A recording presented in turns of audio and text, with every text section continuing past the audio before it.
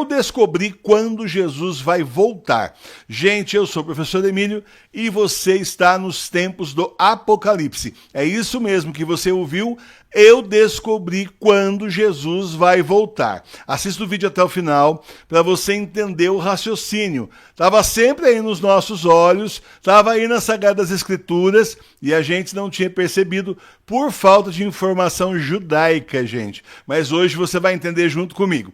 Eu sei que já vai ter bergoliano, tradicionalista, então nem se fala, que já vai entrar no vídeo sem assistir e vai começar a falar assim: ninguém sabe o dia nem a hora, isso está no Novo Testamento e você não sabe o que está falando, herege! Então, assista o vídeo primeiro, se tiver coragem, depois no final a gente conversa, tá bom para você? Olha, é assim, o dia e a hora nós não sabemos, ninguém sabe, Jesus falou que ninguém sabe o dia e a hora, mas nós sabemos o ano e o mês. É isso mesmo que você ouviu, dá para saber o ano e o mês. É isso que nos garante o escritor e analista católico José Alberto Villassana Munguia. José Alberto disse que o próprio Jesus nos ofereceu a chave para saber. No Monte das Oliveiras, Jesus indicou 2 sinais muito claros. Presta atenção. Da figueira aprenda a parábola. Quando seu galho já está macio e as folhas estão brotando, você sabe que o verão está próximo. Então você também, quando vê todas essas coisas, sabe que tudo está próximo às portas. E Jesus acrescentou: em verdade vos digo que esta geração não passará até que tudo isso aconteça. E eu já vi padre criticar Jesus por causa dessa frase. É que ele não entendeu, ele não estudou o suficiente, não sabia o que nós sabemos, o que José Alberto vai mostrar para você agora, tá bom? Ao longo do Antigo Testamento, os profetas se referiram a Israel como a figueira. Assim, Cristo está dizendo que o renascimento de Israel seria um sinal que antecipa sua volta. Em 4 de maio de 1948, após quase 20 séculos de diáspora, Deus voltou a reunir seu povo na terra prometida na Palestina, na antiga Canaã. Naquela data, mais de 60 profecias do Antigo Testamento foram cumpridas, inclusive a de Ezequiel. Ele disse assim, eis que reunirei meu povo Israel novamente das nações onde os espalhei, e os reunirei e os trarei de volta à sua terra. Em 4 de maio de 1948, a profecia de Isaías também foi cumprida, no sentido de que uma nação inteira nasceria num único dia. Quem ouviu isso? Quem viu uma coisa dessas? Pois em um único dia, uma nação nascerá de repente, antes que ocorram dores de parto. Gente, não é normal que uma nação nasça num único dia.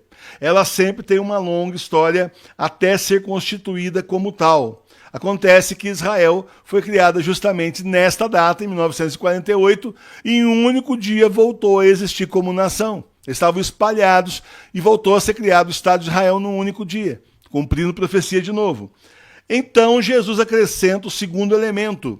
Esta geração não passará até que tudo isso aconteça. Mas a que geração Jesus está se referindo? Obviamente não é a dos discípulos, porque eles morreram e Jesus não voltou, tá certo? Cristo está se referindo precisamente à geração em que a figueira renasceria, Israel, em 1948. No Antigo Testamento, no livro dos profetas, descobrimos que os judeus consideravam que uma nação vivia entre 70 e 80 anos, como nos diz o Salmo 90. Os dias de nossa idade são 70 anos, e nos mais robustos até 80 anos. Em outras palavras, Jesus revelou aos apóstolos que seu glorioso retorno aconteceria 70 anos após o renascimento de Israel, ou no máximo 80 anos depois. Se adicionarmos 80 anos ao ano da fundação de Israel, que é o tempo mais longo, isso vai nos dar 1948 mais 80, o ano de 2028. Nesse ano, a volta de Jesus, então, acontecerá. Por que não antes? Porque as Escrituras nos dizem que antes do retorno de Jesus haverá um período de 7 anos, a grande tribulação, que coincide com o governo mundial do anticristo. 7 anos. Gente, o anticristo está por aí já.